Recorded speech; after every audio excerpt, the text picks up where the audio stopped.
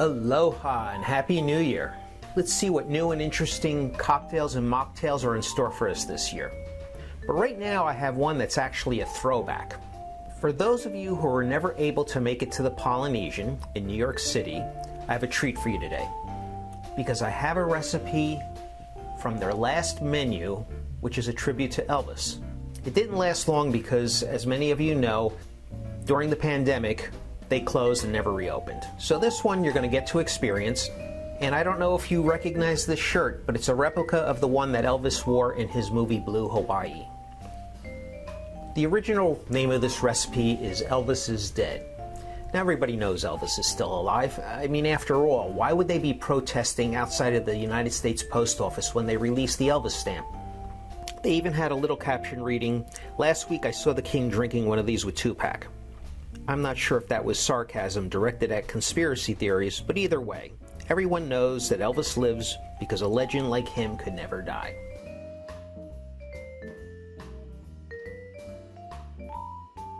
Originally, I wasn't crazy about this drink. I thought it was way too sweet. It tasted like a Butterfinger candy bar. And when I tried it again at home using the recipe, it tasted a lot better. Everybody knows that each bartender is different, and if there's a lot of preparation involved, and you could see there's a lot of working parts here, if the prep crew didn't do things precisely, the cocktail may not taste the way it should. The one thing I would say is essential is this North Shore Goodies coconut peanut butter syrup. I can't find it anywhere. It only comes from Hawaii. If you see it on Amazon, do yourself a favor, don't buy it. First of all, they don't allow it to be sold on Amazon, and if somebody is selling it on Amazon, you're going to pay double for it. So one good place I found it was Liani's Attic in San Diego, and they got it to me within a few days. So again, don't skimp on this. And this stuff is so delicious, in fact, it inspired me to make one of Elvis's favorite sandwiches. It might not sound very tempting or very tasty, but I promise you it is delicious. As famous as Elvis is for this sandwich, his daughter Lisa Marie said in an interview that she never saw him eat one of these. Now you got to remember, she was about 9 years old when he died, and he was probably on the road much of the time, so I don't know that she would have seen him, and even if she did, she may not have remembered it. Either way, the legend of him eating these sandwiches lives on with the legend that he was himself. The sandwich is very easy. You just get some white bread, toast it, spread the peanut butter on both sides, eat some ripe but fresh sliced bananas on one side, bacon on the other, put it together, and put it in a skillet with butter. Now you could probably skip this butter part, but you definitely want to heat this sandwich, and the butter is going to make it not so dry, but a little bit tastier, of course.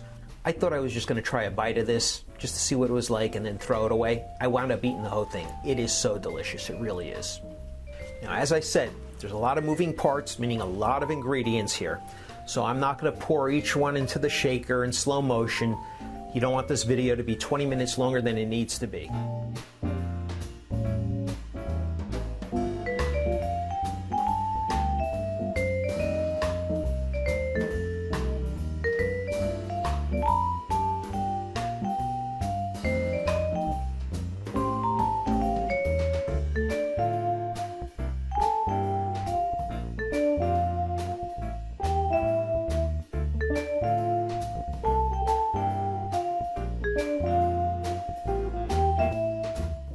First off, I'm going to put the thickest ingredient in there first, 3/4 of an ounce of the coconut peanut butter syrup.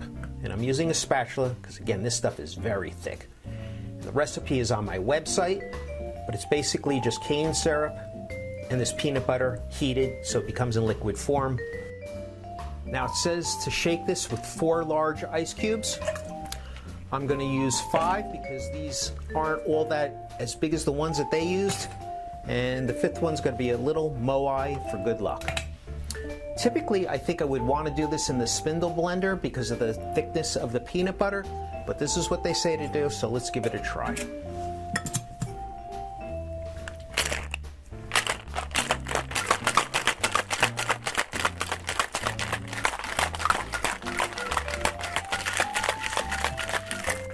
Wow, my hands almost got frostbitten, but I'm shaking this extra long and extra hard because of the thickness.